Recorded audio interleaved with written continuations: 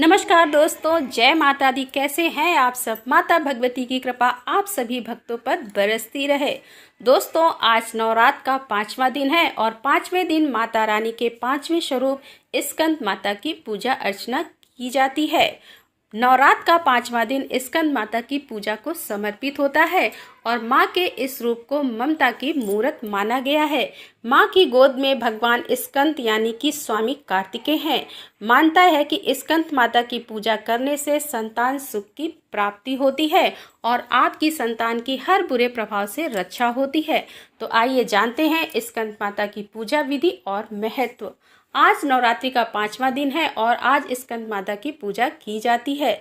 मानता है कि स्कंद माता की पूजा करने से मंद बुद्धि भी ज्ञानी हो जाता है। स्कंद कुमार यानी कि स्वामी कार्तिकेय जी माता होने के कारण इन्हें स्कंद माता नाम कहा जाता है।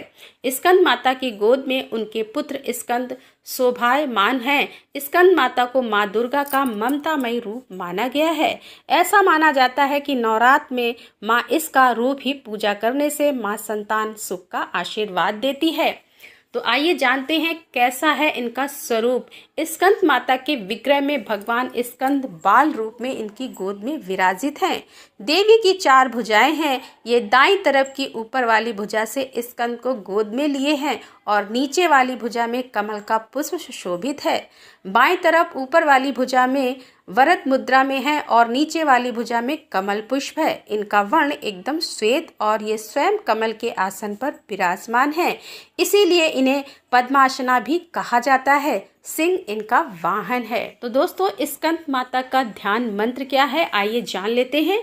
या देवी सर्वभूतेषु माँ स्कंद माता रूपेण संस्थिता, नमस्तस्यै नमस्तस्यै नमस्तस्यै नमो नमः।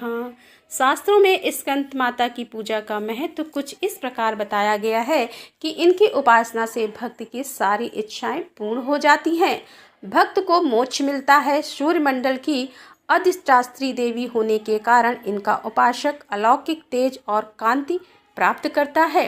पौराणिक मान्यताओं के अनुसार स्कंद माता माँ पार्वती का ही रौद्र रूप है। इस संबंध में यह कथा बताई गई है कि एक बार कुमार कार्तिकेय की रक्षा के लिए जब माता पार्वती क्रोधित होकर आदिशक्ति रूप में प्रकट हुई तो इंद्र भय से कांपने लगे।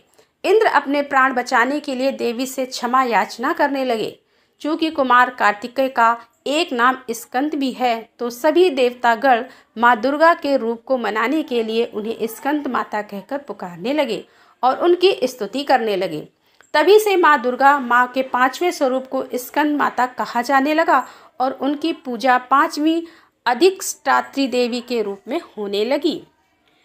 स्कंद माता को वाणी की देवी भी माना गया है, इसीलिए जो लोग गायन, एंकरिंग या फिर ऐसे किसी और प्रोफेशन से जुड़े हैं जिसमें आपकी आवाज़ का महत्व होता है, उन्हें नवरात्र में विशेष तौर पर स्कंद माता की पूजा करनी चाहिए। जिन्हें गले में किसी प्रकार की तकलीफ या वाणी दोष है, उन्हें गंगा जल में 5 लौंग मिलाकर स्कंद माता का आचमन कराना चाहिए। माता का भोग क्या है? स्कंद माता को भोग स्वरूप केला अर्पित करना चाहिए। माँ को पीली वस्तुएं प्रिय होती हैं, इसीलिए केसर डालकर खीर बनाएं और उसका भी भोग लगा सकते हैं। नवरात्र के 5वें दिन लाल वस्त्र में सुहाग की सभी सामग्री, लाल फूल और अक्षत के समेत माँ को अर्पित करने से महिलाओं को सौभाग्य और संतान की प्राप्ति होती है।